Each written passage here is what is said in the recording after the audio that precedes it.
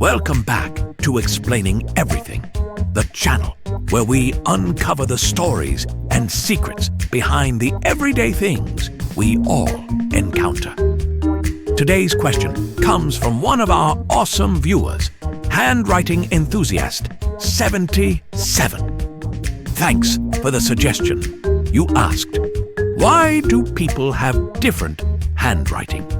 If you've ever wondered why your handwriting looks like a toddler's art project, while your friend's looks like it belongs on a calligraphy masterpiece, today we're digging into the quirky science and psychology behind why no two handwriting styles are quite the same. We're breaking down the factors right here on Explaining Everything.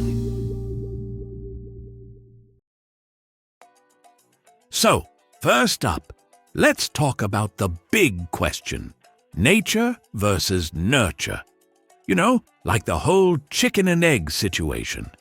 Did you inherit your handwriting style from your parents? Or did years of learning how to write on lined paper with a pencil determine your fate? Some scientists believe that handwriting is partly genetic. Yep, you can blame your wonky, barely legible handwriting on your parents, just like you blame your receding hairline. If your mom writes like a 90-year-old librarian and your dad's signature looks like it was done with a spaghetti noodle, well, that's your DNA in action. On the flip side, nurture has a big role. Handwriting is learned, and let's be honest, who didn't pick up bad habits from their teachers? Maybe your first grade teacher was like, you must write like this, or else. And now you're stuck with your teacher's version of the alphabet.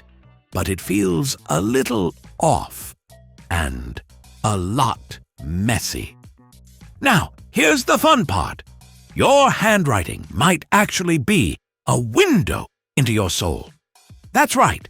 Your handwriting is a psychological profile. You could be writing a love letter or a grocery list, but your handwriting is spilling the beans about your inner self. Some experts claim that if your handwriting is big and bold, you're an extrovert who's ready to take on the world. Your eyes are probably dotted with a heart, and your letters could probably fill a small page of an IKEA catalog. If you write with tiny, neat letters, well, you're probably an organized perfectionist. You're the type of person who alphabetizes their spice rack and folds their socks by color.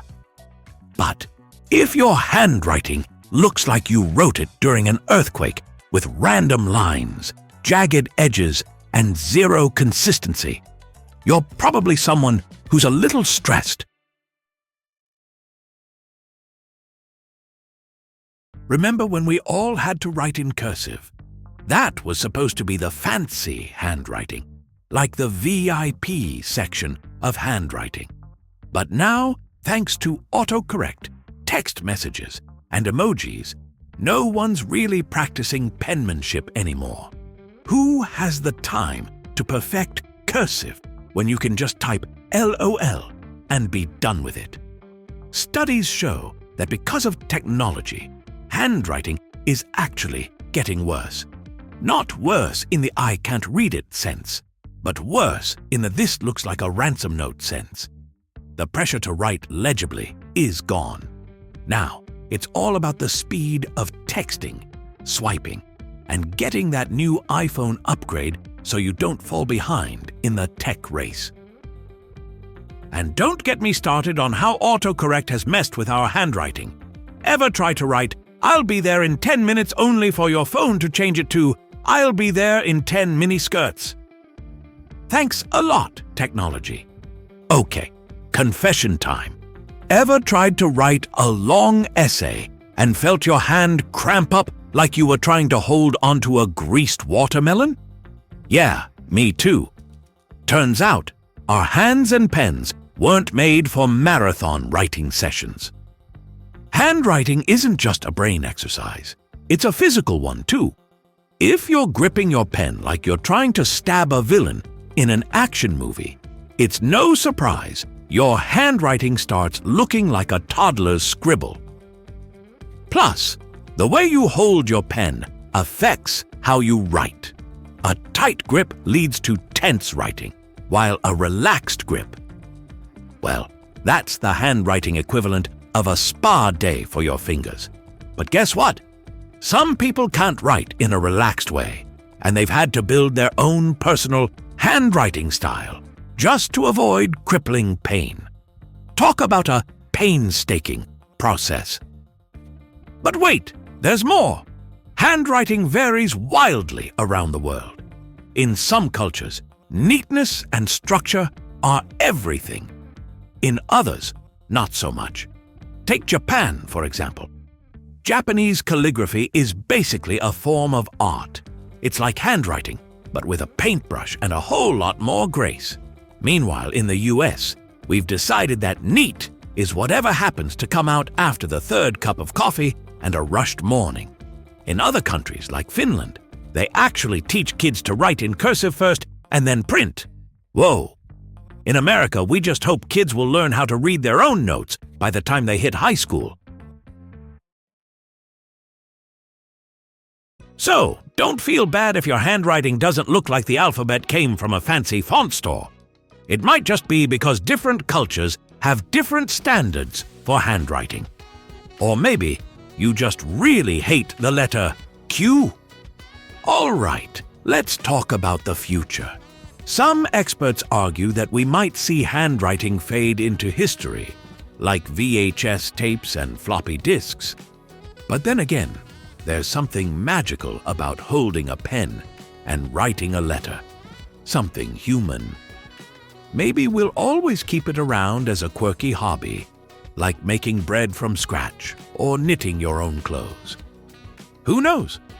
Maybe in 100 years, everyone's handwriting will look the same. Like everyone will type with a robot voice and then just air write their messages. That would be so cool, right? Whether you have neat handwriting, messy handwriting, or handwriting that looks like a cryptic code, it's uniquely yours. And in a world where everything is digital, there's something kinda special about the art of writing by hand. Just maybe don't make your signature look like a chicken walked across the page.